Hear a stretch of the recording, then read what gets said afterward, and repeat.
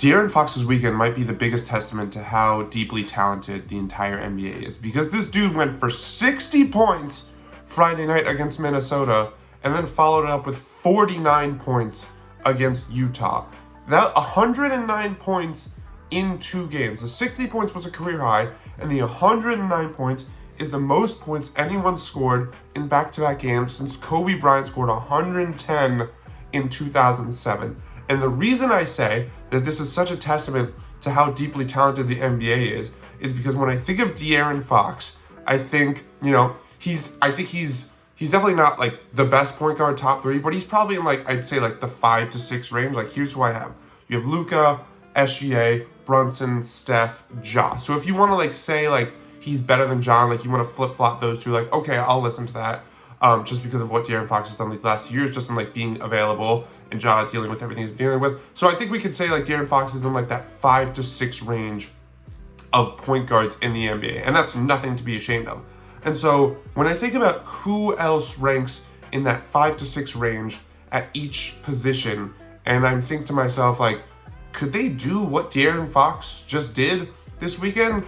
And go through the list. So at shooting guard, I have Jalen Williams and Desmond Bane. Shooting guard position is very weak.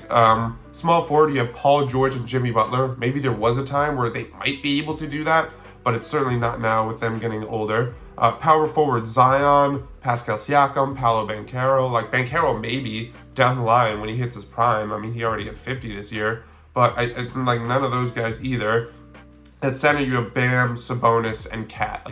Maybe Cat too. Now, granted, I don't think anyone would have expected Fox to do this either if you asked me to pick who I think could do this. But, it's when you think about how, you don't necessarily expect those gaudy stat lines used to only be reserved for, the cream of the crop, like the Steph Currys, like the Lukas. And now you go down the line of the point guards, and now you have guys outside the top 5, or just outside the top 5, or just inside the top 5, putting up those kinds of numbers. Is just absolutely mind-blowing. And I think it speaks to De'Aaron Fox as a whole, who I feel he's been underrated for a while now.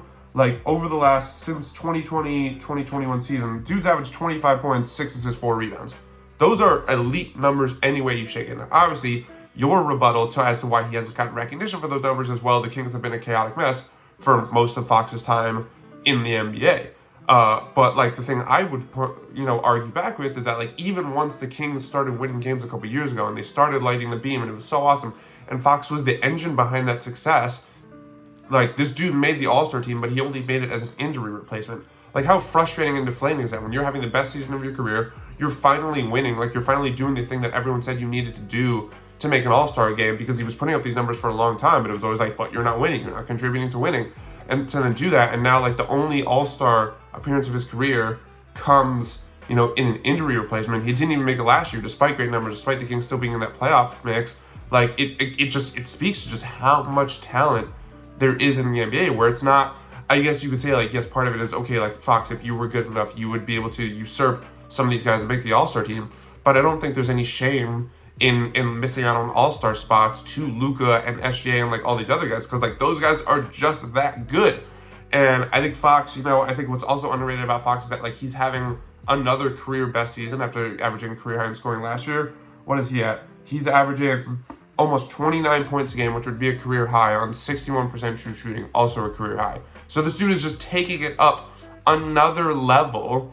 And again, when you just think about how much talent there is specifically at the point guard position, it's so easy for this guy who has spent a lot of time on not winning teams, who plays in the small market thing. I would say you could definitely be a big name in a small market, but it's definitely harder, especially when you don't necessarily get the national media attention, which I don't think the Kings necessarily do as much as they maybe could.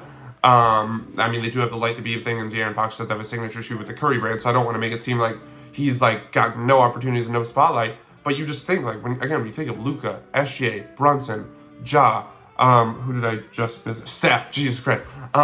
It's very easy for a guy like De'Aaron Fox to fall through the cracks, but then he puts up these insane numbers, 109 points over 2 games, and he's averaging almost 29 a night, and you're just oh my God. It's just it's hard to keep track, and it's hard to keep track in a good way. There's just so many good players, and Fox is one of them. Like, and some of them just naturally fall through the cracks, but I don't think they should, because de'Aaron Fox is so insanely talented, and the Kings are off to a solid start. They're 8-6, so hopefully they're going to be back in the playoff conversation. You know, he went toe-to-toe with Steph in that first round series a couple years ago. Obviously, Steph won out, but Fox still played really well in that series. Definitely wasn't a slouch in his first playoff series against the defending champs, no less. And so it's just very funny, like, the way NBA coverage works nowadays, where I do think part of it is, like, I don't think we give enough coverage to the entirety of the league, but I also think part of it is, like, there's just so much talent that sometimes guys fall through the cracks, and I do think Fox is one of them. And I also want to point out that, you know, this career best season for Fox is coming at a very good time, and these performances come at a very good time, because he turned down a 3-year extension worth $165 million this offseason. He bet on himself. He bet on himself to try and aim for, he could get 4 years, $229, or if he makes an All-NBA team, get 5 years, $345 million.